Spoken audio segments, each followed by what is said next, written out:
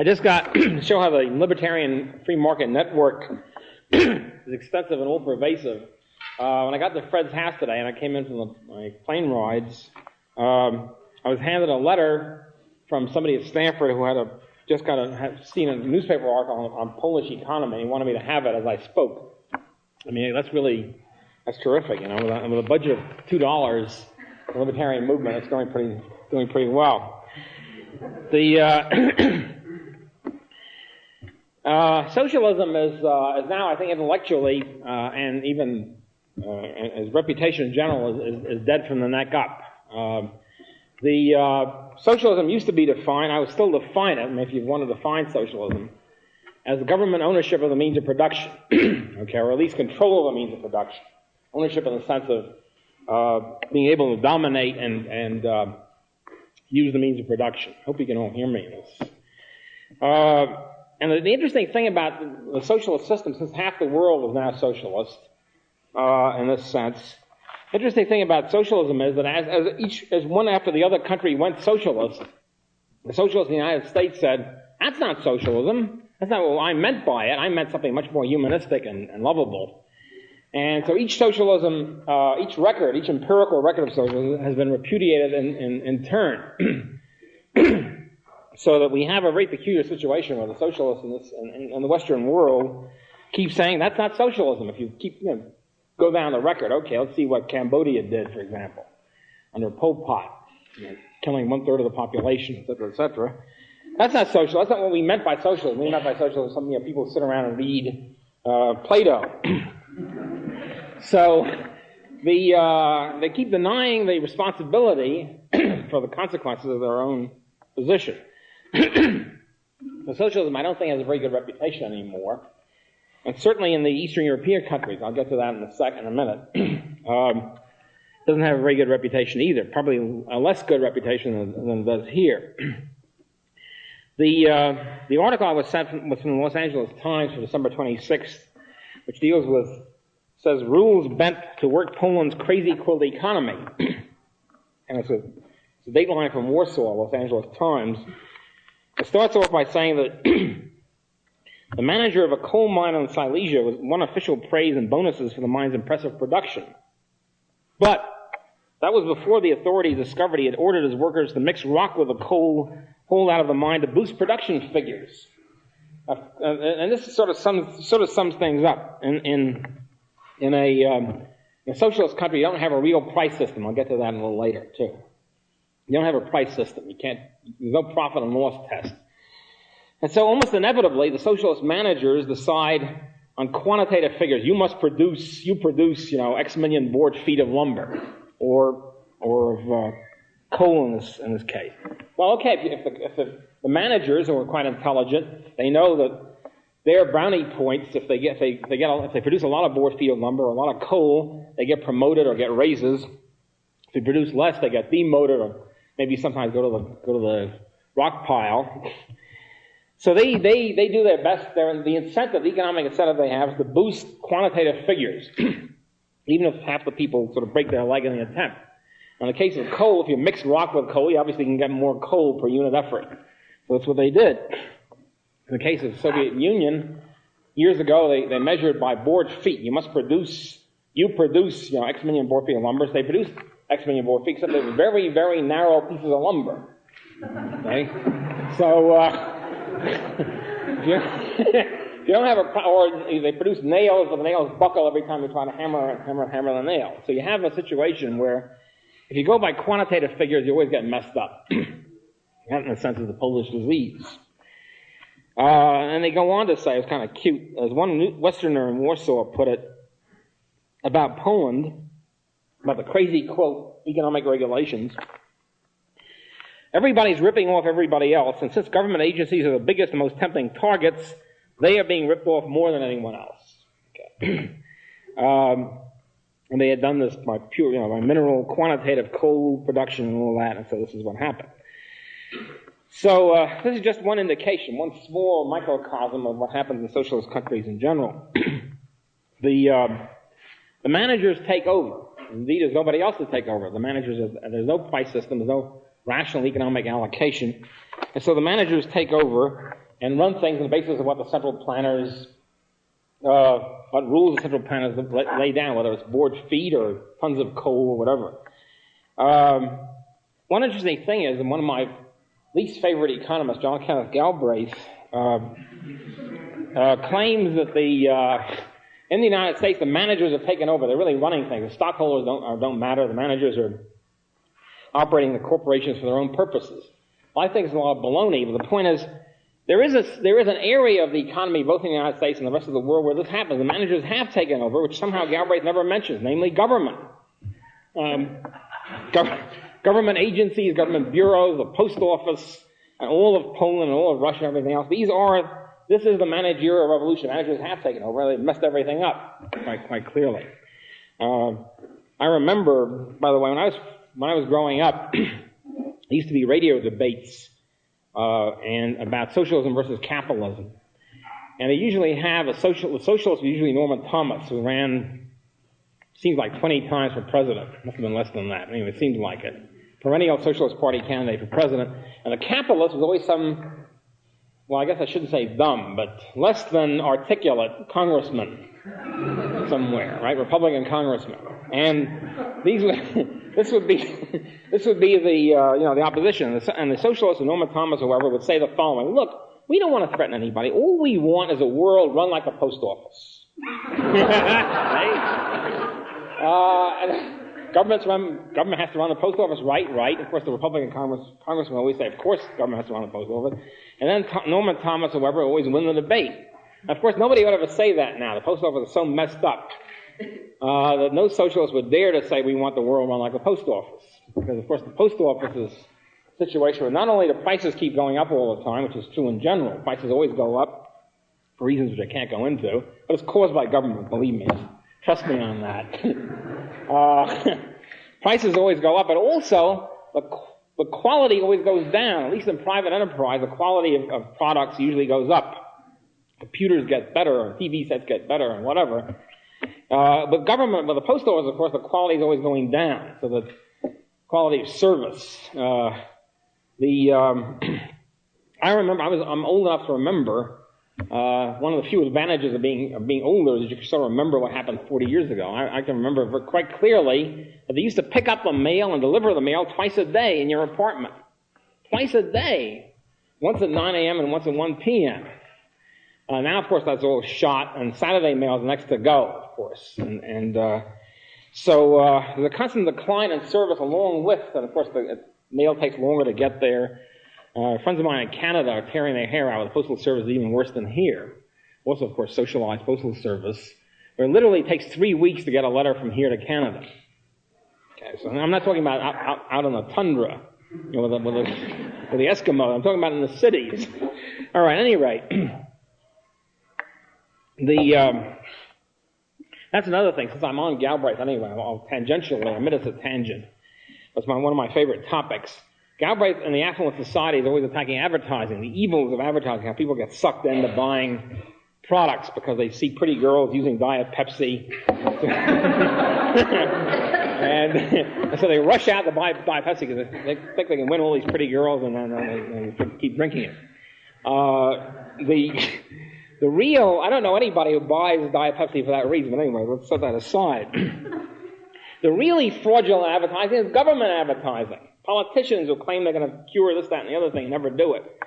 And all the rest of it. And Galbraith never mentions that. Never in his book does he talk about government advertising, which is the real fraudulent area, because that's the area where the consumers have no check. See, if somebody holds up Diet Pepsi and say, boy, that's good, and you rush out and say, boy, if this pretty girl likes it, or if Too Tall Jones likes it, you'll rush out and buy it because they like it. I mean, if you're really a moron, maybe you think that way. And you rush out and drink it. If you don't like it, that's the last Diet Pepsi you'll ever drink. Okay? In other words, there's a market test for Diet Pepsi. If it works, in your sense, then you'll keep buying it. If it doesn't work, you won't buy it. There's no market test for government. It's all very cloudy. Every 4 years, you elect somebody who's about the same as somebody else, and then 4 years later, you've forgotten what he said, because it's all one big 4-year package deal. The consumer, in other words, the voter, has no chance to vote on specific issues.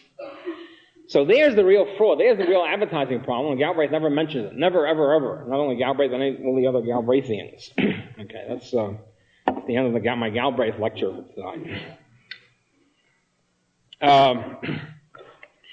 Okay, the basic, in socialism, getting the more theoretical aspect of socialism in general, the socialists have always realized that they have a problem. Okay, they've always realized, I'm talking about Pol Pot and embarrassing things like that.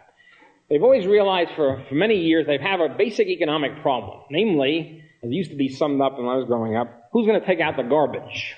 Okay? In a socialist society.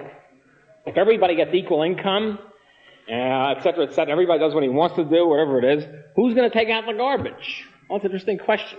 It's a very profound question. It's essentially the incentive problem. Who will have the incentive to go out there and shovel garbage 8 hours a day or 10 hours a day or whatever? And this has been recognized by the socialists. Because the basic socialist view is, the basic really gut socialist view is summed up in the famous Marxian slogan, from each according to his ability, to each according to his needs. Now we have to add her ability, her needs to this. Okay? So everybody contributes, it's sort of like a common heap. Everybody works very hard for the collective and contributes his or her production of the common heap, whatever the production is, as fast as he can because he's working for the collective, and then he takes out whatever he needs. Okay? Sounds terrific, maybe. It doesn't sound terrific to me, but maybe to some people it sounds terrific. At any rate, the socialists, sort of the more sophisticated socialists, immediately recognized they had a problem here. Problem? There's kind of a negative incentive here. In other words, if you're a member of a huge collective who's going out and working hard and contributing to the heap, the incentive is not to work very hard, to sort of goof off and snooze behind the tree and then zip in and acquire your needs. Okay? Because whatever you do doesn't contribute much to the common heap. It contributes maybe 1/1,000,000th. If you work very hard, you contribute 1/1,000,000th more to the common heap. It's nothing. It's peanuts. On the other hand, you can grab from the common heap. That's, it's 100% for your own consumption. So that's a real problem. It's an obvious problem. Who's going to take out the garbage in a socialist society? There's a couple of little examples of this I can mention. So interesting. When the United States was founded, when North America was founded, the first two colonies were Plymouth Rock in Massachusetts and the Jamestown colony in Virginia. Both of them engaged immediately in communism. I'm using communism in a small c, in other words, a philosophic sense. In other words, they both had they were run by a corporation from England, and there was no private property. Everybody was supposed to contribute to the common heap, whatever grain he grew and all that sort of stuff, and then take whatever he needed from the common store. They engaged in a pure communist system. Not only didn't it work, but everybody was starving as a result. And the thing is, it didn't work even though everybody knew they were starving. First of all, there weren't 200 million people in Jamestown. There were only a couple of thousand. It still didn't work. In other words, even though everybody knew in their gut they didn't produce more wheat, they'd starve, everybody knew in his heart, despite all the exhortations by the head of the colony, all the moral injunctions, each person knew in their heart, I mean, if I work 20 hours a day, it's not going to contribute much to the common heap. So what the hell with it? But if I grab from the common heap, it contributes a lot to me. So the result is nobody worked much and everybody grabbed. Result, no more wheat left. Okay. So we had a fundamental situation where both in Jamestown and in Plymouth Rock, the colony almost died out from starvation. Finally, driven to the in extremis, even though it went against their ideological preconceptions, the heads of the governors of Plymouth colony and Virginia said, well, gee, I'm sorry, folks. They use much more elegant 17th century language. I'm sorry, folks. I guess we have to have private property. And we will now have every person having 30 acres or whatever it is. Each person will get whatever he grows. And bingo, presto, changeo, the colony flourished, starvation was over, and everybody was prosperous. Now this made a tremendous impact, a sort of a practical impact on the American colonists, because they saw right away communism leads to starvation and private property leads to prosperity. It was a very simple, sort of a controlled experiment in a sense. Okay, so that's one point I will mention. Another interesting point, which is purely fictional, but it's kind of interesting anyway. A beautiful, very, very funny novel appeared a couple of years ago by Sarah McFadden called Serial, about Marin County and the crazies who infest it in California. And she went to an urban commune. In other words, lived in a house where 10 people or something, none of whom knew each other, but they were all supposed to be communal. And she noticed very quickly that there's one guy there who never washed his own dishes. Always left it to the rest of the commune to wash his dishes. And when she challenged him on that, he said, "I'm not into dishes." So I think it's like, I don't know anybody who is into dishes, but at any rate. So that commune collapsed pretty quickly too. And this is only like 10 people. It's not even several hundred. Okay, so the incentive then is negative. And socialists, I think, have realized for a long time they have an incentive problem. What then to do about it? Well, there's several ways of handling it. In the New Left period, it was quite common to say, well, it's true, everybody should get according to his needs, but we scale down the needs. I don't know who's the we here. I mean, it gets kind of fuzzy. Everybody should have very little needs. You see, if everybody we're willing to subsist on only yogurt and dried nuts and whatever, and electronic guitars, of course, then that has to come in too. Then we wouldn't need much, and then the whole problem would be sort of eliminated. I don't think that's going to get very far either. The one problem with that is, you see, who determines who needs what? I was arguing with a socialist one time, and he said, well, we'll have a computer. We established a socialist commonwealth.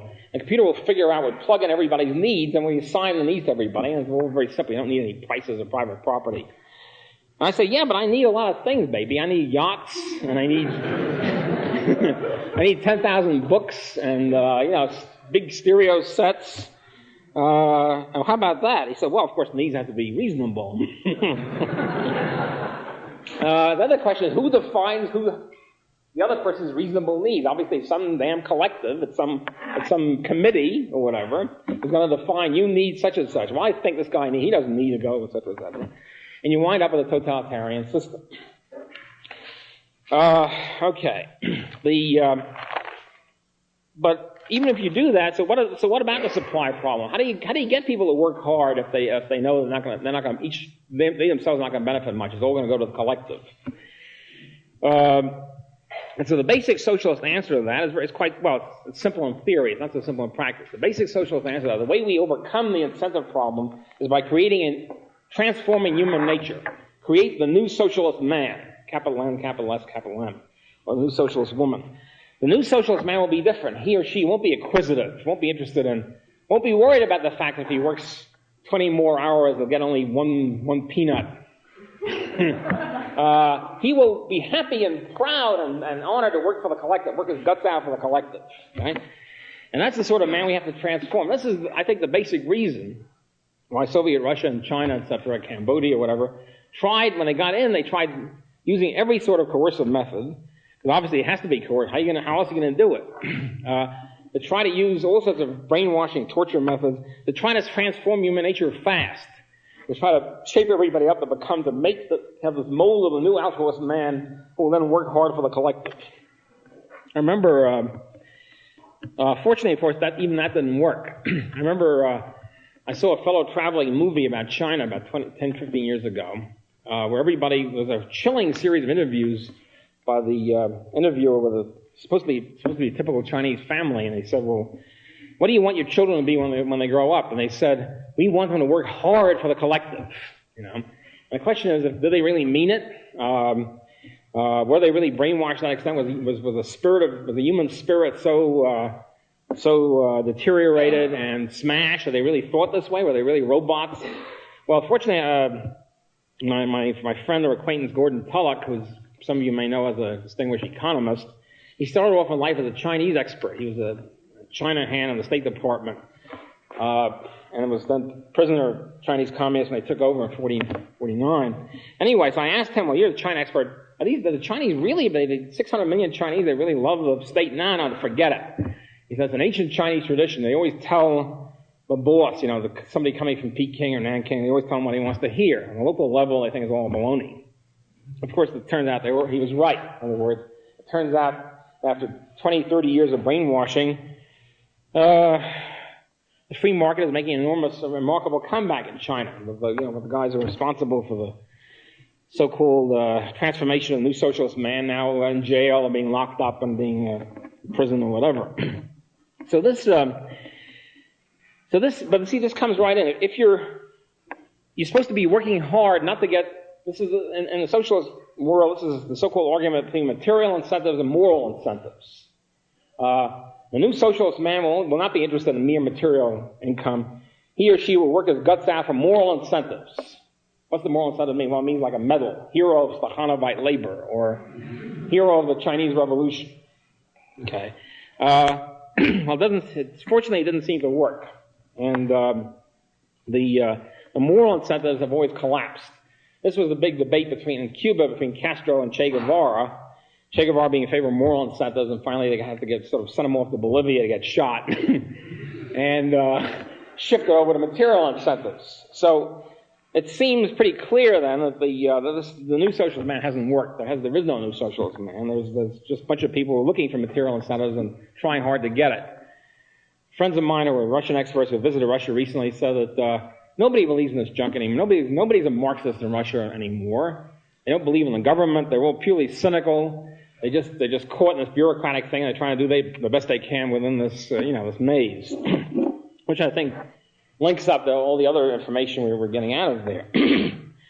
At any rate, this new socialist man solution, which turns out to be faulty to say the least, is really the origin of the old theory, which you don't hear so much anymore, but I heard when I was growing up. Socialism is beautiful in theory, but can't work in practice. Socialism is the moral position, and it's beautiful and moral, but somehow doesn't work. It's impractical. Okay. After Pol Pot and Stalin and Mao and so forth, it doesn't seem so beautiful anymore, or even so moral. So you don't hear that much anymore. But this is the origin of that, because in other words, the idea is we're trying to transform human nature. We're trying to get everybody to work their guts out for the collective. And if we fail, it's because human nature is recalcitrant. Okay? It doesn't seem to work. Okay, without going into the moral critique of Pol Pot, as far as I'm concerned, working your guts out for the collective is not very moral. Quite the contrary. But I'm here as an economist rather than a moralist. So I will press on to saying this, that the real problem of socialism hasn't even been touched yet.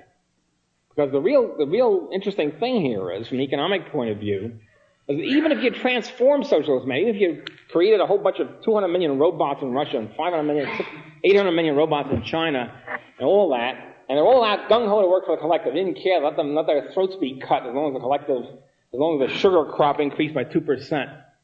Even there, what are they going to do? So even if you got them, even if you transform them, even if you solve the incentive problem, these poor people, who are 2 billion people trying to work for the collective, they wouldn't know what to do. How are they going to work for the collective? What are they going to do? Should they grow sugar? Should they grow wheat? Should they make machines of some sort? Should they, grow copper? Mine copper? Who's going to tell them how do they know what to do? They don't know a damn thing what to do. All they know is they should work hard. Let's say they absorb that. Okay? Well, work hard. What are they going to work hard at? Blank out. Nobody knows. And the problem, the economic problem with socialism is the government doesn't know either. There's no rational way of figuring out what these people should be doing. After you finally brainwash them and transform their nature, supposedly, they don't know what to do. They're gung-ho, they, point me to something. Nobody knows what to tell them to do. Because there's no price system, there's no private ownership of the means of production, there's therefore no price system, there's therefore no way that any government planner can tell what's scarce and what isn't scarce. For example, supposing the United States, supposing the world was collectivist, we're in a world communist state. There's no market anywhere. Black markets have been stamped out. Actually, the only reason why Russia exists right now is because they have a vast black market. Anyway, setting that aside. And in America, the planners in Washington are trying to decide what to do. What do we do? Where do we allocate resources?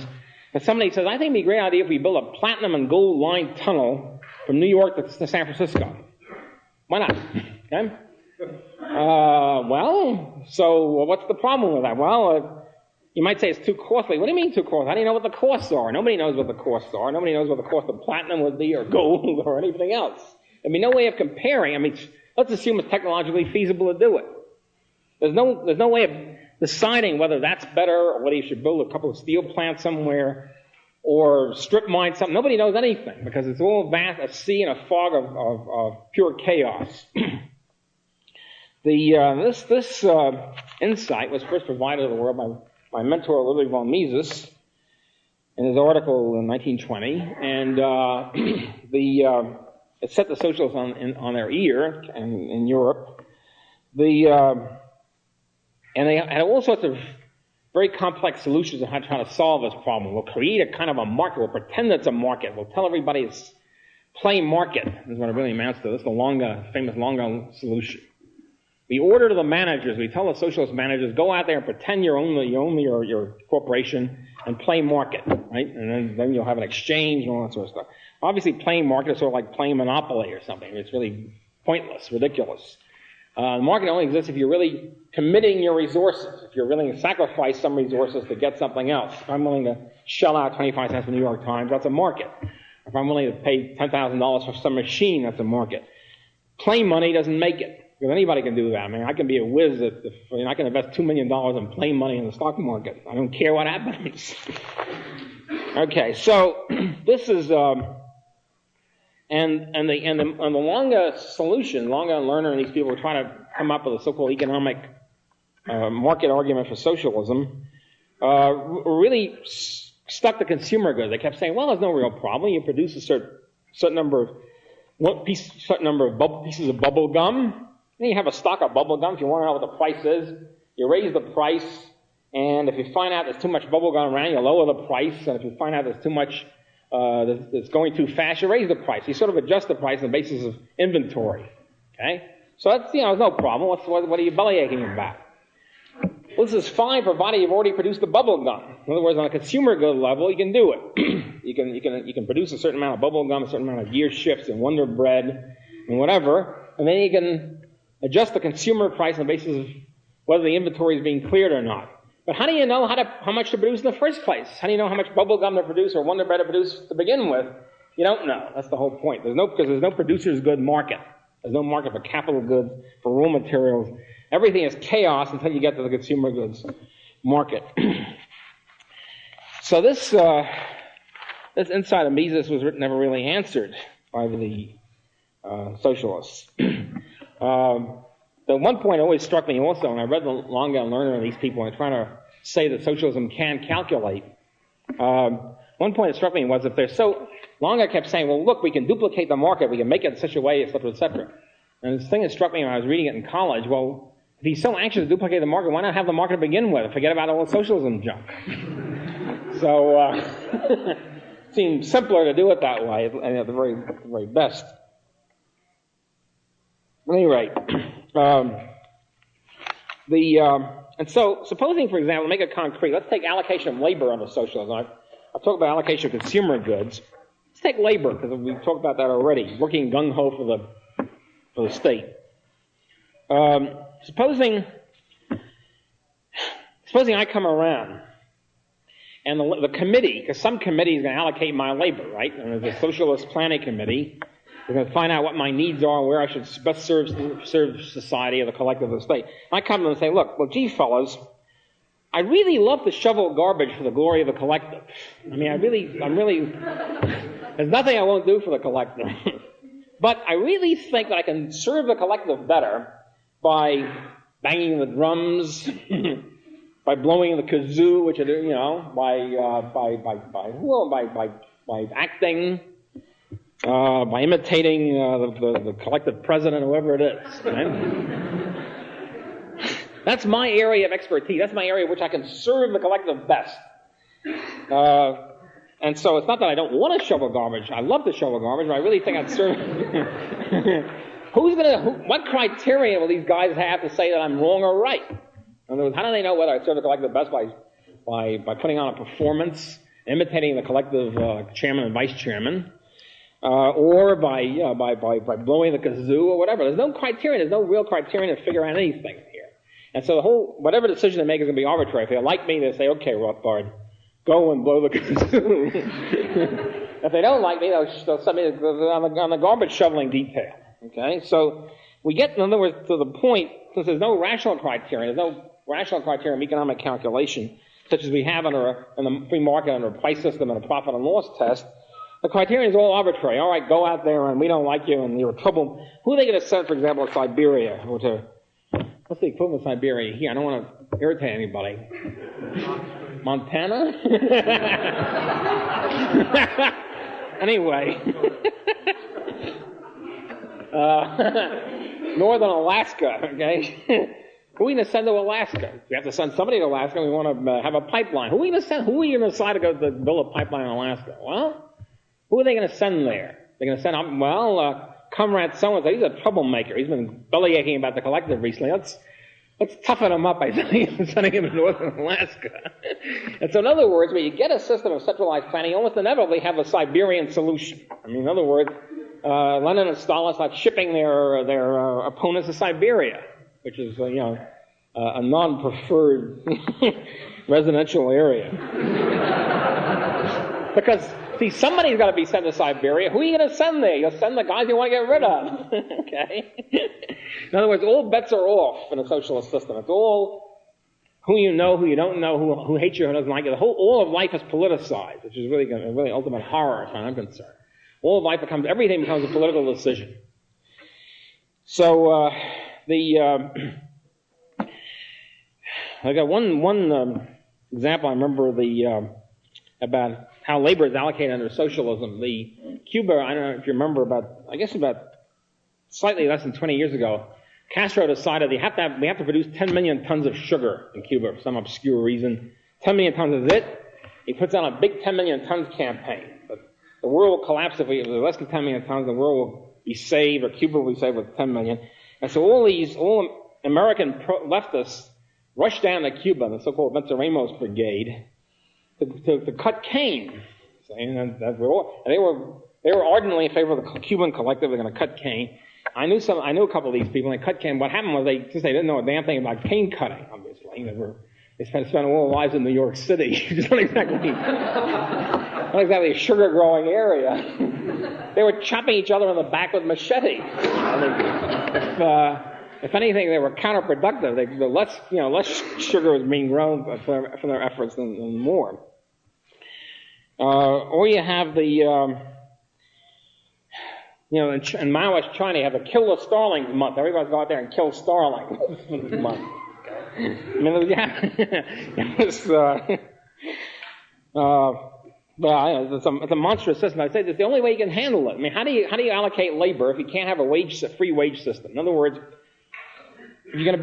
if some company wants to build a pipeline now in Alaska, which they did, who decides who goes up to Alaska? Well, the way they did it, of course, they pay very high wages. You make a fortune. You want to go schlep up to Alaska and work on a pipeline. And a lot of people did it, okay? And since there's nothing to spend on in Alaska, you save it all up, all right? So that was the free choice of people, go up to Alaska. But in a socialist system or a communist system where free wage market is not allowed, where everything is supposed to be done by moral incentives, aside from one or two nuts who might really love to go to Alaska and work for the collective, they're shipped out by coercion. In other words, the dissidents, the troublemakers, the guys who are looking cross-eyed at you, might vote against you in the next cell meeting, he gets shipped out of Alaska. All right.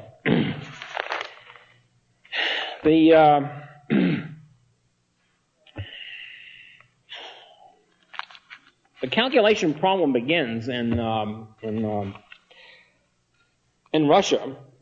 When the communists took over in Russia in 1917, what are they supposed to do? They're supposed to inaugurate communism. That was the whole point, right? The first thing they did was they tried to abolish money, abolish the market, and have everybody contribute to the common heap, which is what they were advocating for the previous 75 years or so. This was called war communism, as Paul Craig Roberts points out in his excellent book, which I recommend everybody. The war communism, which lasted from about 1917 to 1920, 21, was not just a war situation. It was a dedicated ideological thing. The communists get in, they finally achieve power. What are they supposed to do? They're supposed to put into effect their goals, namely smash the market, smash commodity production and money. Everybody will then contribute to the common heap. Well, the whole thing fell apart. Peasants weren't getting any money, so they didn't contribute anything to common heap. They had to start killing peasants, and the whole thing just broke down. Nobody ate any food. So what then happened was that Lenin, being a very shrewd pragmatist, finally decided it's either communist ideology or else we all get shot. And so he just gave up. He totally retreated, went back to the so-called new economic policy, or NEP, which really reestablished capitalism or semi-capitalism for most of the 1920s. And so people started eating again, and Russia was saved. So this was an ideological attempt which didn't work. Same thing happened in Pol Pot in Cambodia. The difference in Cambodia, first thing the Cambodian people did, the Cambodians were an interesting group. They were, first of all, they were all about 14 years old. So.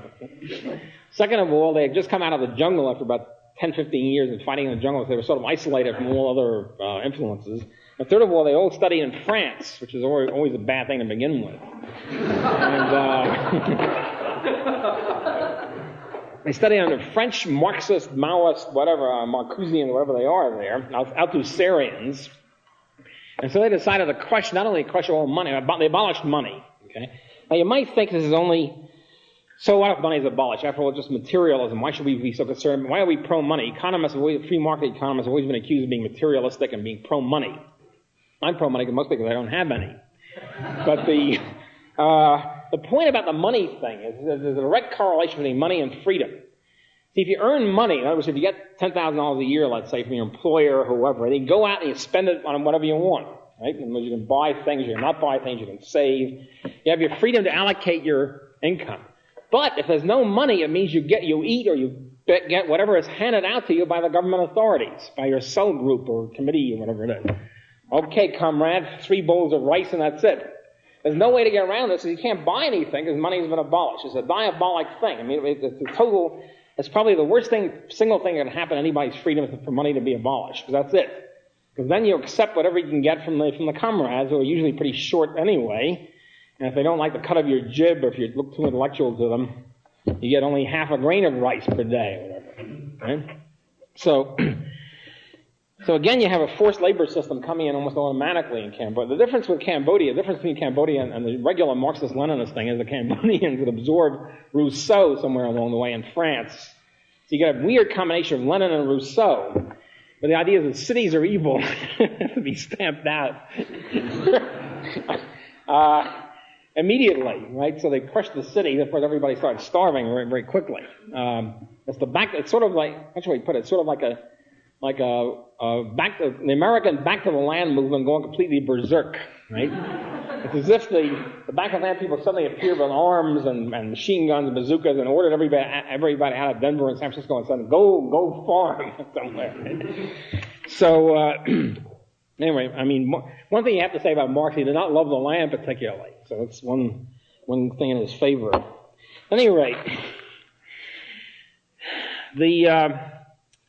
on the economic calculation problem, by the way, one interesting parallel that comes, if you live long enough, things sort of go full circle or whatever. Interesting parallels, convolutions come up. Norman Brown, who was one of the most popular writers in the 1960s, I don't know if anybody's ever heard of him here, who wrote just saying lunatic book called Love Against Death, which is out in paperback, who extolled irrationality and unreason. Reason is evil and spontaneous, whatever it is great. And he finally gets to socialism somewhere in this muck of the book. I mean, he suddenly talks about a calculation debate on page whatever it is, 202 or something like that. And he says, here's what he says. He says, Mises and Hayek challenged socialism. They pointed out that socialism can't engage in rational economic calculation. And the trouble with socialism in the 20th century is that the learned these people took them at their word and they tried to show that socialism can't calculate. And that's where socialism went bad. The glory of socialism is it shouldn't calculate, should be totally irrational. And shouldn't worry about calculation. Everybody, so interestingly enough, fortunately, nobody's heard of Brown recently, so I think that's, the world works in wondrous ways. We now have a sort of a slight reprise of this in the latest very highly touted book by George Gilder, who's a right-winger, contrast to Brown being an ultra-leftist. Gilder, in his new book, Wealth and Poverty, says that says the great thing about the free market, as contrast to government, is the free market is irrational. and free market can't calculate, and it's free spontaneous giving and all that stuff. So anyway, so as I say, one of the interesting things about history is you learn that the same error keeps popping up over decades and centuries. It gives you an interesting perspective.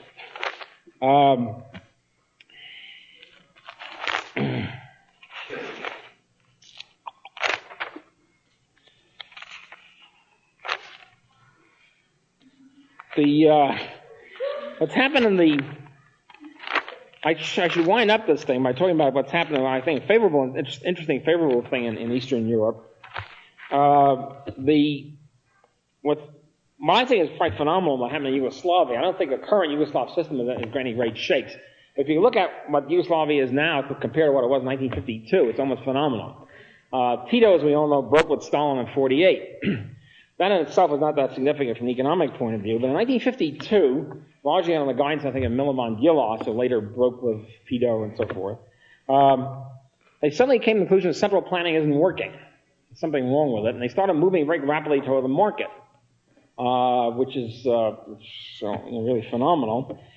And they've gotten to the point, at this point, I wouldn't say they have a free market. They've gotten to the point, however, where it's very strong elements of free market economy here. The workers really own the plant. It's truly owned in a producer's co-op manner. The individual worker can't sell his share, which is a big defect. But still in all, the plants are all owned like a producer's co-op by the workers. They exchange products freely and on a free price system. The tax rate is pretty low. It's only about 20%, which is a lot lower than the American tax rate. This change came about in the mid-60s. It was previously like 80 or 90%.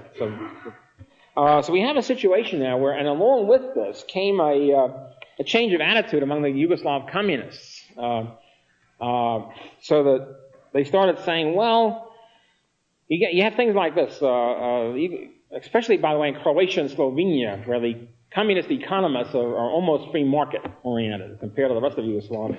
At any rate, they say things like this: why should we productive, thrifty, hardworking people in Croatia be taxed to support lazy Slavs in Montenegro? Or why should we keep subsidizing? Why should we be subsidizing these inefficient factories in Albania and the Kosovo region, Albania type region? And also, they think in terms of the Yugoslav mindset, even the American mindset, or something, or at least has been until recently, something like this: if there's a problem, okay, there's a social problem. There's lots of social problems. I can find millions of social problems, such as too many redheaded people have hangnails. Okay, I mean, we could spend $10 million on any NEH grant or NSF grant and find out how many old people have hangnails, redheaded old people have hangnails, and count it up. They have hangnails. We've got to do. There's a hangnail gap. There's a hangnail problem. We need a crash program. $10 billion in federal aid. Eliminate hangnails from the face of the earth. Okay, that's.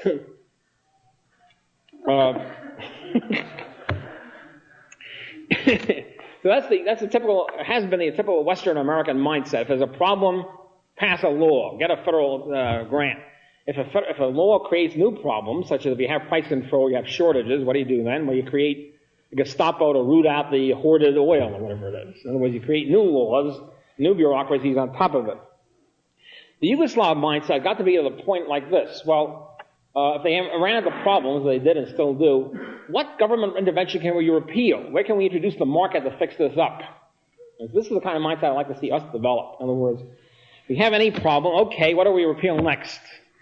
Where is the government messing things up, and where can we get rid of it?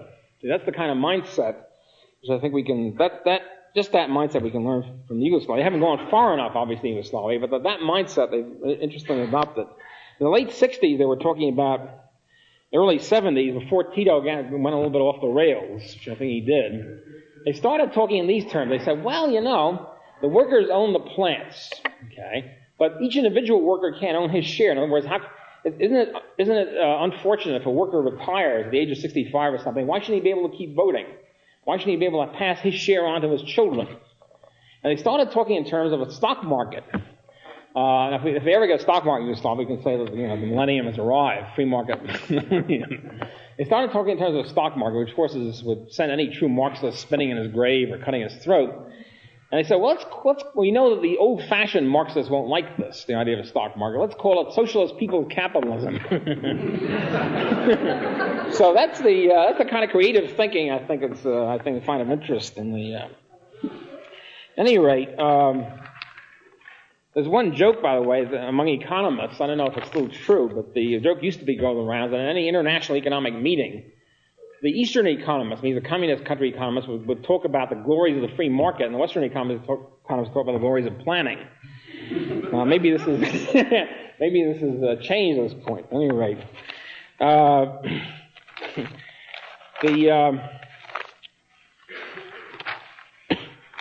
I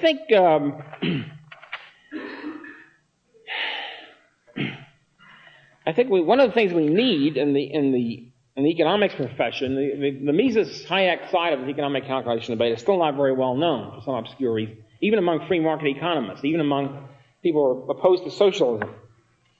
Their view is that the only problem with socialism, Frank Knight, for example, is an excellent free market economist in many ways. His view was that the only problem with socialism is moral and the incentive problem, etc. There's no problem with calculation. I think if we realized there was a calculation problem, it would provide a tremendous new insight and new ammunition just on that basis. And the critique of socialism is pretty clear, aside from the moral aspects, which I don't deny. I mean, I think the moral aspects are very important. If you also come to the conclusion that socialists can't even calculate what they want to do, in other words, even if you have a socialist planner, even if you assume that he can override consumer sovereignty, if he allocate labor any place he wants, and they still can't do what he wants, this, I think, is a powerful argument against the socialist position. And it's an argument, as I say, which I think has been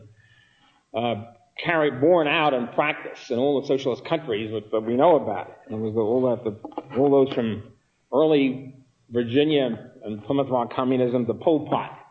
It's all been a very similar record, some of course more brutal than others, but a very similar record of total and abject failure. And I think the failure is systematic. It's not just an accident that every socialist experiment has failed miserably. It's inherent in the nature of the socialist system. Okay, I think that's... Thank you. Thank you very much.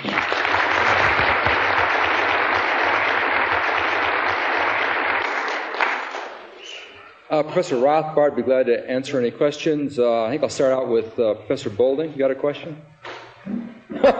Or a comment? I see you have your Adam Smith tie on, which is very good. There are 4 Adam Smith ties here tonight. Murray isn't wearing one because they don't make them in bow ties. That's right. They don't make right. The only question I'd like to ask is, in the contrast between socialism and capitalism, that is, what we have is a spectrum of society. So it's pure capitalism never exists right. No society can exist unless the market is supplement both the regular function and the taxes by public goods and what I would call a grass economy. And while I agree that the hatred of the market is irrational, it's very useful, it's very useful work. There's a good deal of sometimes point of view of it. Is that capitalism is wonderful, but it's hard to get people to love it. No, I love it.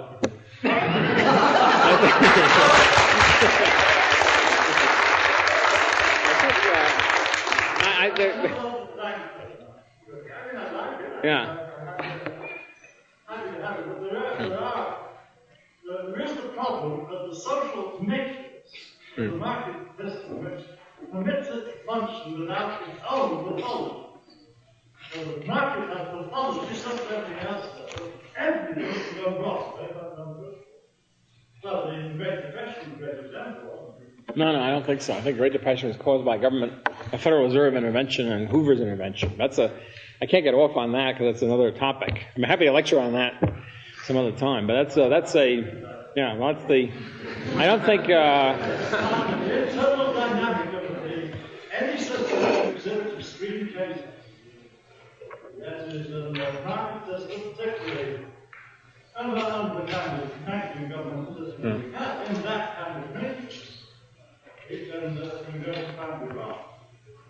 Well, I agree with you in this sense. There are, obviously, in the real world, there is a whole spectrum of cases. And, you have semi-social, etc. I don't deny that, obviously. I think pure market economies have existed in the past. But at any rate, and certainly approximations to them, I just think the more market you have, the better it is. And the more government you have, the worse. And so when you get to the point of socialism, obviously, you have an extreme position. I don't see any real market failure, though. I think... I really think that all the economic ills we can think of are caused by government. Initially, of course, they're caused by the fact we all are born in a world without capital equipment and all that. Apart from that, they're caused by government. But that's gets us in a whole other. Hong Kong is the ideal society. Beg pardon?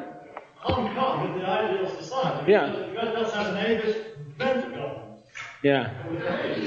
That's all we need. Yeah, Hong Kong is great. Hong Kong is slipping a little bit since that guy died. He resigned. I forget his name, who was responsible for that. Because now they're slipping and they have a little rent control and stuff. But that's... Hong Kong, by the way, it's an interesting point, because Hong Kong, when I was growing up, the textbooks all said that America is strong and great and prosperous because we have a lot of large natural resources and a big land area, and a lot of wheat and that sort of thing, agriculture and all that, and warm water, whatever. Hong Kong has practically nothing, has no resources, just has a crummy rock, doesn't grow anything except a little bit up on the peninsula there, and there's a huge number of people. And any criteria you think of, it'd be an overpopulated area, and yet it's, of course, flourishing and standard of living is going up, etc. It's all due to freedom. Somebody, you should take I don't want to use a favoritism. Go ahead. Oh, okay, up there. When President Leahy introduced you, he did not mention your work, America's Great Depression, which is a favorite of mine. I keep going back to economic depression now.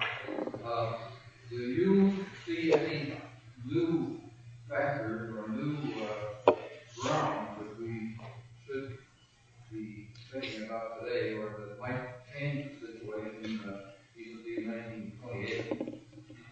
Well, I don't think we have a 1929 situation because there are no longer any checks or limits on the Federal Reserve System money expansion. Those days there was the gold standard, there was various other checks. The Federal Reserve itself could have gone bankrupt, for example. Now we have a bank deposit insurance, and we have no gold check whatsoever, either domestic or international. And there's no statutory limits. The Federal Reserve can theoretically print unlimited amounts of money. So the sky is now the limit. So I don't think we'll ever get a 1929 type depression, because I think it'll be much worse. I think the unfortunate eventual prognosis will be hyper runaway inflation. I don't think we have to get there if we have the will. In other words, we rise up and say stop somewhere or another. But that would be the eventual course. The trouble is, most of my Austrian colleagues are hard money colleagues. When they come to this conclusion, they get a little hopped up about it. They get so enamored of this analysis. They say in 6 months we're going to have runaway inflation. Well, it doesn't work that fast. It's a slow cumulative process, which then finally reaches a critical mass and goes off. So it takes a long time, but we'll know it when we get to it. The critical point, by the way, comes when for example, in 1923, when the runaway inflation was just beginning to take hold in Germany, what happens is prices begin to go up much faster than the money supply. The increase in money supply is the major cause. I can't go into point out why this is true. The increase in money supply is the cause of increasing prices. What happens is after inflation has proceeded for many years, inflationary expectations then take over, and people want to spend money as fast as they can. They know damn well the prices will be 20% more next week, right? And so, at that point, people experience what they call a shortage of money, what we now call a liquidity crunch, or whatever you want to call it. I haven't got enough money to pay for the high prices. They then call upon the government, the central bank, to supply them with the money. Okay? In 1923, Rudolf Havenstein, the head of the Central Reichsbank, made a famous speech in which he said, "Don't worry, folks." He said, of course, in much more pedantic German than I'm saying here. "Don't worry, folks. We realize you're suffering from money shortage. We will print unlimited amounts of money until you can catch up." Until money supply catches up with prices. Of course, the result was history. Bingo. 2 trillion marks to buy a stick of bubble gum. So Now, you think this is crazy. I mean, when I tell this to my students, they laugh in superior fashion. Of course, we never say that now. In 1973 or 74, I guess it was, when we had our first peacetime double-digit inflation under Nixon, Walter Heller, distinguished former chairman of the Council of Economic Advisors, wrote an article in the Federal Reserve Bank of Philadelphia Quarterly Review in which he said as follows: money supply can't be the cause of higher prices because prices are going up faster in the last year or so than money supply.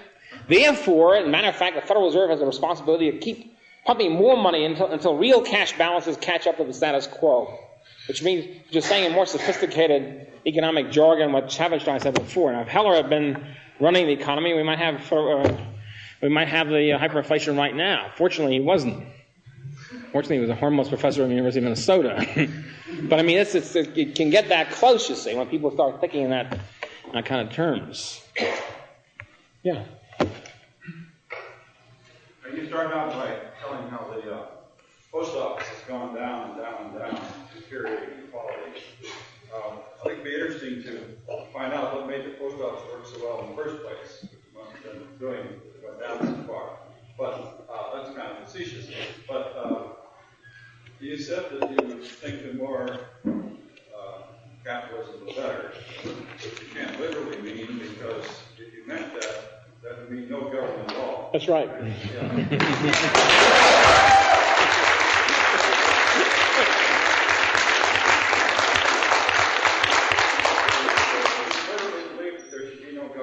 Yeah, I would make the qualification of what you mean by government. I don't want to be picky about this. I have a question to ask if you would just allow. No, but I mean, I just want. No. I mean, by government, I define government as being a tax authority which acquires its revenue by means of coercion, by taxes. Okay. By government, I don't mean police agencies, guards, Pinkertons, courts, things like that, because they can be obviously run and have been run on a private basis. By government, in other words, I mean a tax-coerced organization. Okay, I just want to make clear. It's not that I'm against. I don't understand what you're saying. Well, all right. Look. What government is permissible in your view? It depends how you define government. I define government. I define government as an institution which acquires its revenue by theft, by coercion. Okay? The only institution in society except the mafia, okay, which is not a respectable, legitimate institution. Okay? Everybody else acquires their income either by sale of product or service or by monetary contributions from members, okay, or donors. Only the government. The government is the only institution in society. Of all the numerous institutions we have, political, social, whatever, the only institution that acquires its revenue by going out there and forcing you to pay up. If you don't pay up, you go to jail. I think there should be no tax. That's right. Okay, so I mean that would be a clear. It's not that I'm opposed, for example, to carrying the mail or fighting fire or all that. I think they can be done much better and more morally on a private market basis. I'm in favor of everything being marketable. Okay. Okay. Yeah. We were in China this summer and found out that the markets go up in altitude, which we were told firsthand. Right. That now it's from each according to his ability, to each according to his work. That's right. Right. Would you react to what's going on here? They also have private plots of land. Yeah. Well, they had private plots of land until I think late 1950s, which was the great proletarian. What was Great Leap Forward? Before that, it was really a semi-socialist economy in a technical sense. In other words, they had lots of private merchants, private plots of land, and all that. It was only the Great Leap Forward, Mao's decided to crush everything and collectivize. Okay, and you remember every farm had to have its own steel plant. Well, that was a total collapse. But at any rate, and then came, of course, the Great Proletarian Cultural Revolution, which was even more messy. So what they're getting back to essentially is the Great Leap Forward kind of system. They haven't done it yet, but they're planning, presumably, on the path of getting back to a semi-market. Now, how much will be, I don't know. Certainly, their doctrines now are pretty good from that point of view. In other words, capitalism. That's what happens in capitalism: from each according to his ability, to each according to his ability. That's what happens on the market. So I don't know how far they get, because if you allow that one central elite to run everything, obviously they can go off again. They can decide next year. Well, the other Madame Chang was really Madame Mao is really great. Chongqing is really great, and then she's back again and crushes everybody. So you can't trust them. But certainly the course they're on now is infinitely better than they were 2 years ago. It's really sort of a heroic thing. I mean, considering Deng Xiaoping, the current chairman, has totally reversed the Chinese system from a total slave state to an only partial slave state, with parts of market in there, which is, a big change. You look at it in the historical process, it was kind of a heroic act. It was also a heroic act of Mao to try to crush everything, and it was totally nutty and crazy. Sometimes heroism sort of slides over into being nuts. Yeah. Yeah. Yeah. It's not a consumer goods are good, right?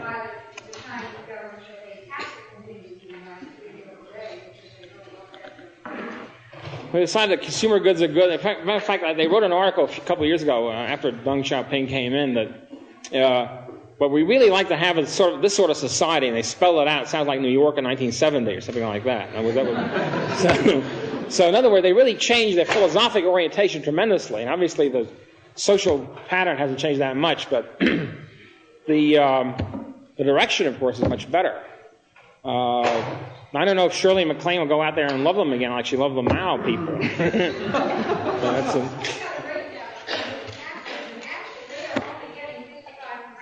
And what?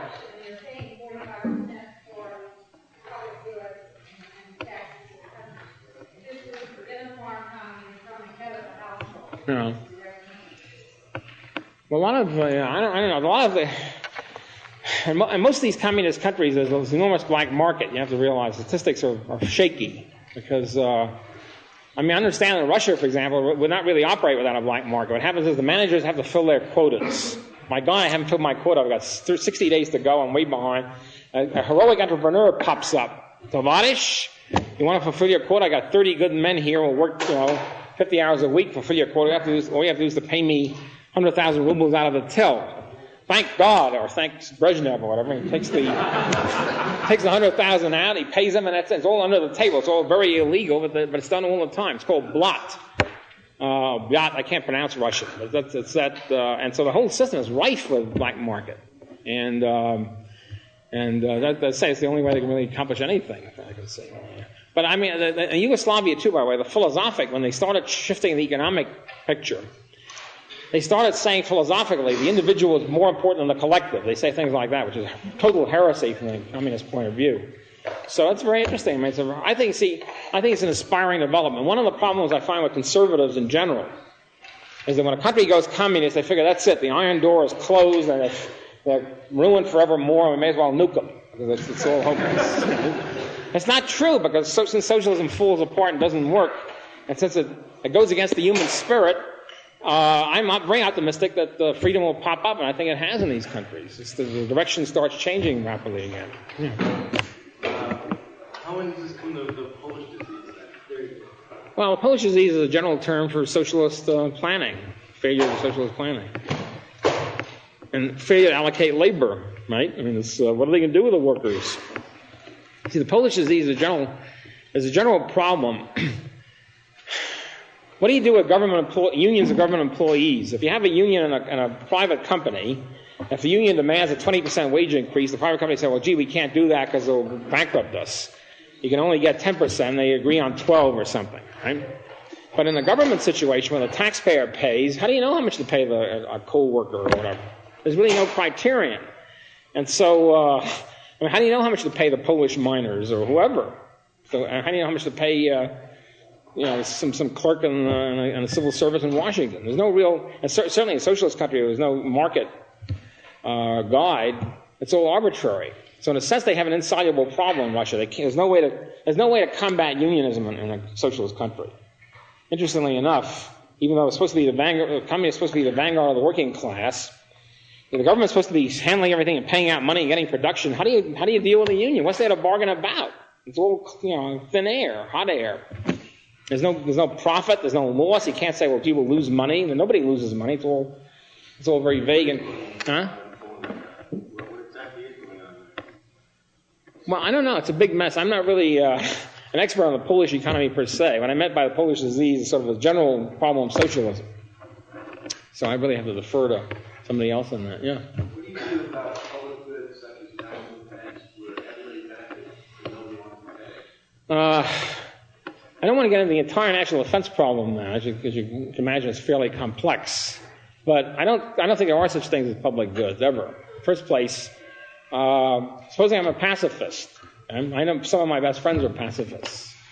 And to a pacifist who thinks all violence is evil, it's not a public good, it's a public bad. It's a public evil. He's being taxed to increase what he thinks is evil and destructive and death dealing. So, and if you have at least one pacifist in any country, I think we can indicate there's at least one pacifist in the United States, then the whole thing gets shot. And you're out. Yeah, up there. You used the term a couple times, the black market. Right. Like kind of color sinister. No. I love black markets. Black market, we the free market. Yeah, I love black markets. Oh yeah, I'm just using a common term. I mean, it's one of the problem of communication. If I talk about white market, nobody knows what I was talking about.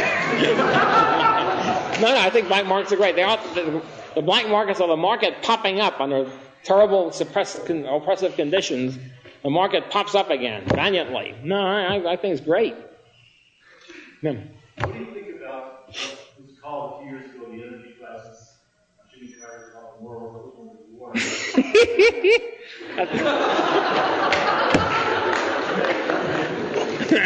think about that as a microcosm of government causing? It's terrific. It's great microcosm. Because it's an area where every single facet, I could spend a whole lecture on that very easily, every single facet of the so-called energy crisis was created by the government. Every one. 99% by the American government, and about 1% by the Arab governments. Okay, and it's all product of government intervention. There is no energy shortage. It's all nonsense. It's all government. It's unbelievable mess. I mean, just unbelievable. You just go on and on. It's sort of like talking about an Alice in Wonderland picture, like a parody of government planning. And so it's I think.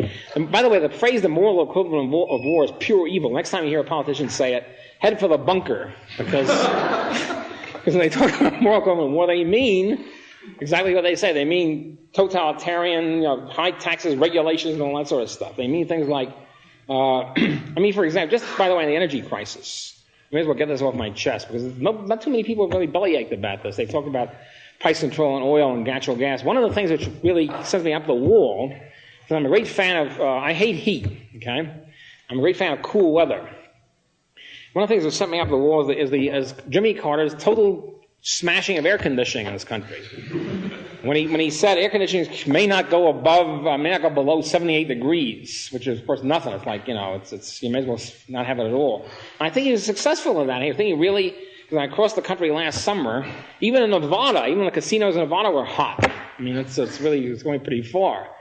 So he was successful in crushing air conditioning. I mean, it's just pure totalitarian. The idea is to make everybody feel the sacrifice, feel the pain. And by the way, with Jimmy Carter, there was one constant leitmotif of Jimmy Carter's administration, which started in his acceptance speech and continued on through the energy talk you're talking about ever since.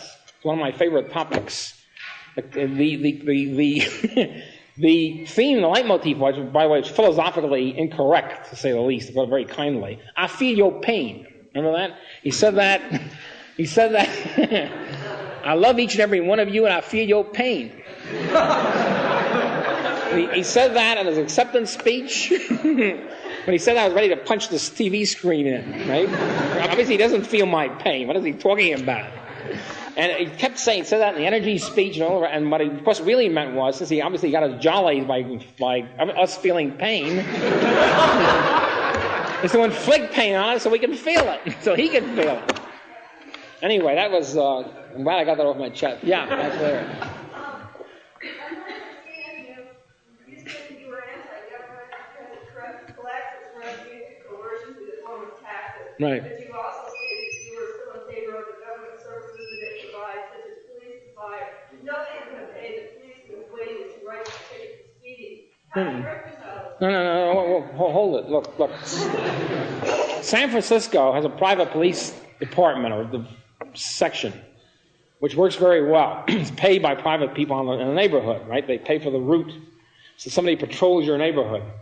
And even in New York, which is demoralized at this point, there are blocks in New York and Manhattan which hire their own private policemen because there's mugging constantly. So they have this private cop there. He's not allowed to carry a gun because of the stupid government regulation, but he's at least there under the booth. And so this reduces crime almost to zero on that street. Okay. So when I'm talking about people who will pay for services, it means they will pay to defend themselves. They will not pay to be beaten up because they're carrying pot. Okay? That's obviously not going to pay for that. They will pay for services, not for being oppressed. Now, in the case of traffic situation, that's an entirely different situation. Traffic is not a really police function. You don't have to have cops running traffic. You can have meter maids and all that because traffic regulations are made and have to be made by whoever owns the roads, right? If you have a government own the roads, you have to have a government, somebody in the government, some traffic officer making sure there's no tie-up and all that. And everybody, crosses a green and right. That's perfectly legitimate. That's part of the road owning function. There are places in the United States which have private roads, like shopping centers and things like that, or private islands. There you have private guards who run the roads and make sure this happens. So the road, that's part of the road owning function. Unfortunately, in the United States, most roads are owned by government. It doesn't have to be that way. Okay? When you have private roads or private highways, then you'll have private guards, or whatever you want to call them, traffic officers, perform that function. Yeah. Would you like to speak briefly on the future of the Libertarian Party and your involvement and where it's grown? Where it's what? Where it's grown by the jury. The Libertarian Party will go far enough east to become a threat to the Libertarian Party. I think there's good news and there's bad news about the Libertarian Party. The good news is that we've grown a lot. The ideas are being spread quite a bit. Ideas such as I've been emitting tonight. You see them in places you didn't see before. 30 years ago, I said these same sort of things. I was called either a fascist or a Neanderthal or crazy, or all three. And now the usual reaction is, well, gee, I agree with a lot of it, but I don't think it's really practical. That's a big step forward from the previous reaction. On the other hand, we have certain problems in the party, in the movement of the party. We have certain deficiency in knowledge, certain lack of reading and things like that. The sort of thing which afflicts the general educational system in the United States. Afflicts the Libertarian Party, certain inattention to ideas and books and things like that. And if you do that, you can easily get off the track. For example, one powerful person in one powerful state party just said, why don't we have temporary rent control? Okay? Now it's that sort of thing I'm talking about. If you don't have a firm grip on the principle, it's easy to sort of slide off, especially you see the sugar plum fairies of a lot of votes and a lot of money and things coming in. So that's something that has to be guarded against. But as Jefferson said, eternal vigilance is the price of liberty, right? So I'm trying to be eternally vigilant. Okay.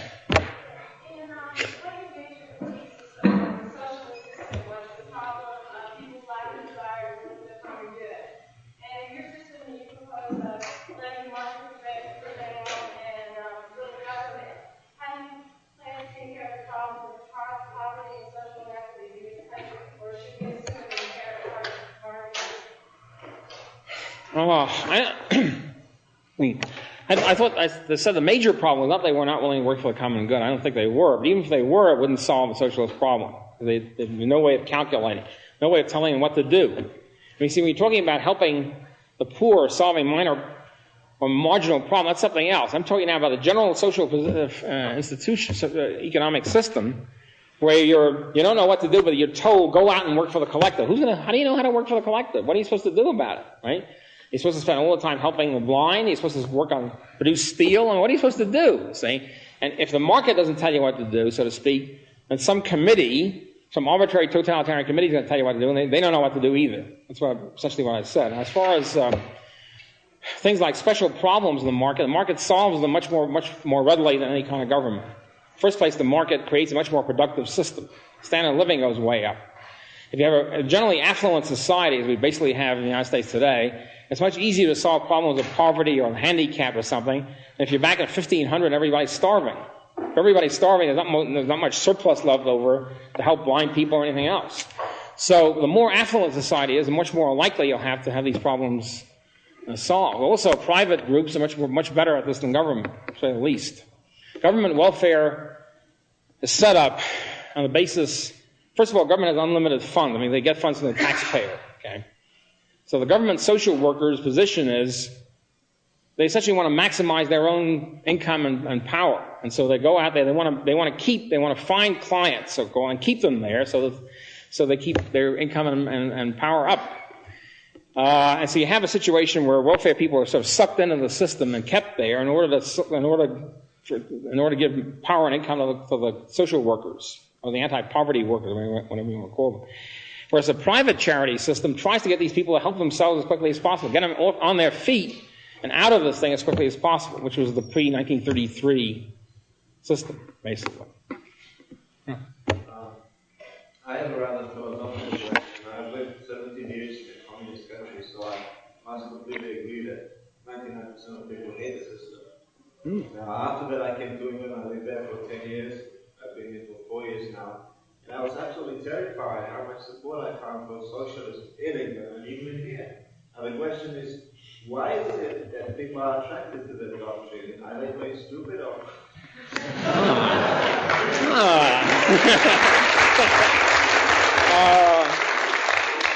It's a very interesting question.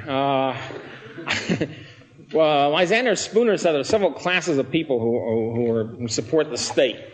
They're the knaves who get money and power out of it, the ruling class, we call it. And they're the dupes who are sucked into this, who are fooled into thinking this is really a great system. And then, of course, there's a third group of people who know what's going on and are too cowardly to say anything about it. And so it takes care of most of the population.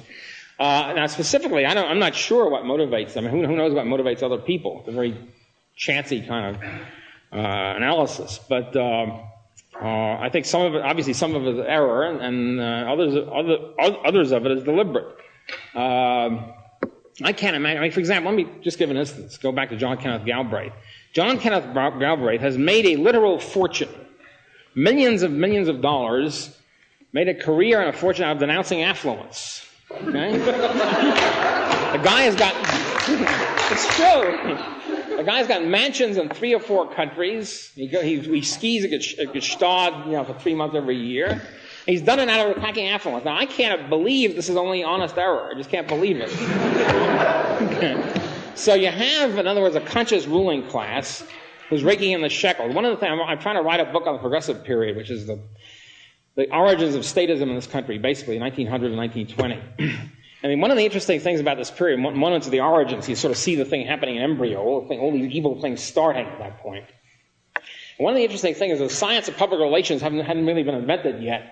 These people were pretty out front in what they wanted to do. They were pretty honest and candid. For example, if somebody would be the president of the American Society of Civil Engineers, and he'd say, "We are civil engineers, this is a complex economy, therefore we should run the society. We should have power." And the physicians said that, and psychiatrists said that. Everybody's out to grab power and wealth, and they were pretty honest about it. So nowadays, of course, you don't say things like that because your PR person will say that's a no-no. But I think that there's a lot involved in that. It was said that Lyndon Johnson's war against poverty, the only poverty he relieved was the poverty of the anti-poverty social workers. Right? We got a huge amount of grants and God knows what, jobs, grants, and the whole thing flowing into their coffers. And so I think that's pretty clear. There are obviously a lot of misguided idealists who are taking the wrong path. No question about that. We shouldn't overlook. One of my criticisms of Hayek, for example, in his great book, The Road to Serfdom, he starts off by saying that, well, socialists are just the great people that engage in this error. And it's too bad they have this error, and he's trying to convert all of them. I don't think that's really the whole story. Not just pure error. So I think he now admits that. Yeah. Well, in keeping with that question, I think you just answered it. Isn't it possible that at least many Americans who seem to be sympathetic, they don't really understand Marx, and they're caught up in the idealism or the so-called idealism without knowing what's involved. And very often they're intellectuals, they're looking for something within the context of democracy, they're ignorant. Well, there's a certain amount of illogic also, of course, involved. I like to think that both conservatives and liberals want to put people in a cage with different kinds of cages. In other words, liberals want to outlaw tobacco smoking, conservatives want to outlaw pot smoking. And that really doesn't make much difference. I mean, there's a whole set of cages that each one wants to put people in. And really the logical conclusion is that of all this stuff, you have to outlaw eating of sugar and all that sort of stuff. The real conclusion of all this stuff is everybody should be put in a cage and doled out the proper balanced diet of vitamins and yogurt and whatever each group wants to dole out to them, because that's better for them. Even if it is better for them, which is a dubious question, people have the right to pursue their own life and run their own life, whether they do well or badly at it. That's the basic libertarian position. Once you get the idea that you know best, not only know better than the other guy, but also have the right to tell him what to do, then you're in big trouble. Because then each group will then say, yeah, this guy should bow to Mecca 3 times a day, and we have like a 2 million man Gestapo to see that he does it. So that's another thing. It's the drive for power over other people. Yeah. How can you expect an impersonal market system to take care of somebody that is poor, socially inequitable, or that sort of thing? I understand that government's fairly impersonal, and you got to go through committees and subcommittees and all that.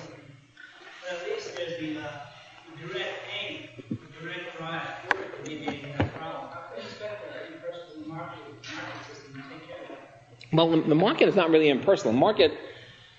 What the market really is, in addition to being free, it's a tremendous and very efficient and very excellent information spreading device. So people know what's going on, much more than any other kind of system. Not just the press, but also the price system and all that sort of stuff. So what you have is a lot of information being beamed at you. This information is not impersonal. There are people on the market. There's nothing on the market which says that you and I can't get together and form a society to aid blind people. As a matter of fact, it's being done all the time. And this is what would happen. That did happen before and will happen even more now. The point is that, and the market provides the affluence and the information to make it much easier to do that. Well, you're just saying that it's a carryover. No, it's not a carryover. I mean, look, the point is, presumably there's a charitable impulse in most people. Most people express the same sort of sentiment you do. And if you look at past history before the New Deal, before government relief came in, there was lots of private charity and relief, etc. The point is that as affluence becomes greater under a free market system, this provides more room for this kind of behavior, for activity. And also, you don't tax away everybody's income, so they can do that. So there's no absolute guarantees, but it certainly seems very plausible that would happen, because it's always been happening in every other country that can do it. Huh? Any country that has. The Red Cross and the community chest, my God, go down a whole list. The American Cancer Society, not that I think they're so great, but the point is there's a whole group, fantastic number of private welfare agencies. And other countries would be England and Western Europe in particular. And those countries which are more affluent, there's not much private welfare agencies going on in Zambia, because Zambia, everybody's sort of scrabbling along trying to survive. Okay? The more affluent the country, the more it tends to be private welfare agencies. Yeah. Advise the Federal Reserve on what type of money or what type of actions to look at in law enforcement. I would advise the whole two classes to look at. You've got N1, N1B, N2. Right. They don't have to look at anything. They forget all this. They could just stop buying assets. It's very simple. You tell the Federal Reserve, give them an absolute commandment, right? Don't buy any more assets. That's it. You don't have to look at anything. You don't have to worry about M1, M3, and all the rest of it. Just don't buy any more assets. Just get out of our lives. That's all they have to do. Eventually I think they should be abolished. But as a short-term, immediate solution, just tell them, don't pass a law, give them an order, don't buy any more assets. Don't buy any more government securities. Don't buy any more bank advances and loans. And anything. Just get out. Just shut up and get out and leave. And I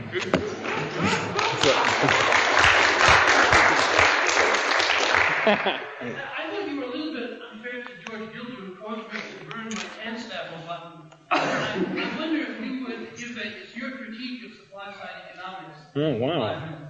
All right. In the first place, I was just thinking about it on the plane coming over. Supply-side economics is a very peculiar rubric. It's sort of a portmanteau term. Okay, so it can apply to almost anything.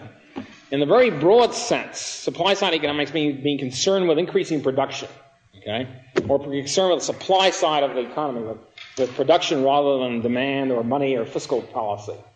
Well, in that sense, I mean, a lot of left-wing supply-siders, they're the income policy types like Mary Bosworth. Supply side means we have to have an income policy, have wage price control, and force these people, blah, blah, blah. There's also the guys who want to have $200 billion subsidies to this industry and that industry. That's also supply side. Okay. So these guys, of course, are outside the pale. I mean, but they're around everywhere. It's very confusing. The term supply side covers all these people. Reindustrialization, we do it by having government subsidies and planning. And we sit here in Washington, we think that the Synfuel program should go and the other program shouldn't, and Chrysler should, the big bailout, whatever it is. So we ignore that, but I just want to say that's a big thing in the supply side field. Okay? It's sort of a fashionable term now. Everybody rushes into it. Okay, now the narrow supply side, I suppose, is the Laffer curve. Okay, the concept that a big tax cut will increase government revenue proportionally, so that even more, so that because it will free the economy and increase saving and work and so forth and so on, so that you wind up with even greater total revenue than you had before. The Laffer curve is essentially the way out. It was a Tanstoffel way out. It was the way by which the Republican candidates last election could square the circle, right? Because the thing that always impressed me is Mary McGrory. I hate to watch politicians ever, but I happen to watch the Iowa debates, if you remember them. The 8 guys or whatever it is, Republican candidates. Mary McGrory gets up, and she gives an excellent question. She says, Mr. Bush, or whoever she addressed it to, and to everybody, you're all promising the following things: a big tax cut, right? Balanced budget, right? And keeping the same level of government services, right? Sounds like a contradiction to me. How are you going to do all this? And they all brought in the Laffer curve. They didn't mention Laffer, of course. But they said, well, you see, if you cut tax rates, the revenues will be so great, it'll wash all of that. Now, first place, there's no evidence for this, all right? I mean, I'm not saying it's inconceivable that would happen. There's no evidence for it whatsoever. I don't think it would really happen. I think, so far, some smart leftist economists, who don't seem to exist anymore, but some smart leftist economists, the way he or she could rebut the Laffer curve would be as follows. Okay, let's test the Laffer curve, fella. Let's do it the other way around. Let's raise income taxes by 20% and see if revenue falls off. I'll bet you bottom dollar that wouldn't fall off. Okay? But see, that's the way they could outfox Laffer. They haven't done it yet. But I shouldn't really publicize because somebody's going to take me up. That's right. Now, I personally am in favor of any tax cut, any time, anywhere, right? I'm in favor of cutting marginal taxes, total taxes, depreciation allowances, anything of any size. So I'm sympathizing with Laffer people in that respect. I'm in favor of cutting taxes regardless of what happens to the budget. On the other hand, because for one thing, even if there's a bigger deficit, which I think there would be, why should a tax be better than a deficit? I mean, tax is pure evil. A deficit is just half evil. Okay? In other words, at least if you have even if the deficit were inflationary, right? At least even if your Wonder Bread would now cost $2 a loaf instead of 70 cents a loaf because of the deficit, at least you're still getting Wonder Bread. The taxes, you're getting nothing except heartache. Okay? So in other words, the tax is the worst possible thing. On the other hand, I think that Laffer curve is pure demagogy. I think they know it. I think these people really know it. I really do. I think it's pure political demagogy. And because I asked Laffer, I met him at Chicago, and I asked him, well, look, supposing it doesn't work, and supposing you're on the other side of the Laffer curve, and also, there's no time dimension on the Laffer curve. In other words, he really says it's instantaneous. I mean, obviously, it's not going to be instant. You can't gear up and produce twice as much in two weeks. Maybe you work in 5 years. No, it's supposed to be instantaneous. So I asked him that, and this is the position Irving Kristol takes as sort of the guru, the political philosophy guru of the supply of Laffer people. And they both have really the same answer. They really say it's all demagogy. In other words, they really say, what Laffer really said was, look, by the time they get the tax cut, they'll love it so much they wouldn't care about the deficit, about the revenue and all that. Right? That's really what it amounts to. It's all a shuck. It's a scam. The whole thing is a scam. And and even though in a sense I'm sympathetic because I like to see taxes cut anyway, it really redounds against you. I don't want to be, sort of a cliche preacher here, but some people might remember it. Public memory might be short. I remember it for 6 months. By God, it didn't work. We cut taxes and revenue fell off, and then we're sunk. So yeah. When we talk about taxes, our institutions function of public education, which is supported primarily by local taxes, what would you propose? I assume from what you're saying, no taxes or those taxes are better. Right. How would we finance something like that? Now, would you say private education? Well, this is a would. long tradition of education. What would you propose? Private's a long tradition. Private education is a long tradition too, fortunately. Yeah, but you would think that this could replace our public education? Sure, be beautiful. And look, public education, I don't know how it is here. I come from New York. I admit it's a sort of a skewed sample, because in New York, nobody says that kids get educated at all. It's out. Something else, though. Well, but I mean, it's a multi-billion-dollar school system. I attended an education conference a couple of years ago which included liberals, leftists, right-wingers, a whole spectrum of people. And they started off by stipulating, all of them admitted that public schools don't educate, right? They stipulate, okay, we admit they don't educate. However, what was the argument? The argument of the liberals, the last people left really in favor of the public school system. The argument they gave in favor of public education was it was a massive babysitting device. You get the kids out of your hair for 8 hours or whatever, and the taxpayers pay for it. That's really what it amounts to, but they burn in the public school they can pick up in 3 weeks at Berlitz or at some course or whatever. So now, of course, my answer to that is in New York City, where we're on the cutting edge of America, it's no longer a babysitting function. It's worth your life to enter the public school system in New York. So anybody who can possibly do it gets their kid out of the public school and gets them in the private school, even though, of course, you're paying double. You're paying the taxes to the rotten public school system plus the tuition you have to pay to the private school system. So what I would advocate as a transition, in a sense, is to have tax credits for private tuition. In other words, if you pay $5,000 a year for private school, you should be able to deduct that from your income tax off the top. Not deductible, but as a tax credit off the top. But that isn't due because it's tax supported. That's because something has happened to our teaching staff. It all fits in. Look, let's put it this way. Supposing there's all sorts of controversial things about education. I mean, there's a whole bunch of topics which you can go either way. You can have traditional or progressive education, sex education or no sex education, religious education or no religious education, a whole bunch of things, right? Whichever way any public school system decides, somebody's going to be hurt. Some large group of parents and children will be hurt because their wishes will be overridden. If you have a private school system, anybody will go to any darn school they want. The religious people support religious schools and whatever. You have a whole spectrum of schools fulfilling the desires of the various groups of parents and students. You can't have that in public school system. However way they decide, some large group of people are going to be smashed. Will feel they've been oppressed by the decision. Even if you have a great even if everything else is great, you still have the inherent nature of the public school system that it's coercing a whole bunch of people, either a majority or a large minority of parents and students. But you don't have it. It's like, look, it's as if there's only one bread in the world. The tradition has always been the government always makes bread. Okay? Everything else is free, but the government has to make bread. And then the question is, what kind of bread do they make? And there's a big conflict. There's only one bread for each city or each town. Should it be Wonder Bread type? Should it be Pepperidge Farm? Should it be this health crap and all that sort of thing? And there's a big conflict over this, right? However, whichever way the government decides, a lot of bread users will be oppressed by this. They won't be able to get the bread they want. So as soon as you have government, you have a coercive decision almost automatically. Amen.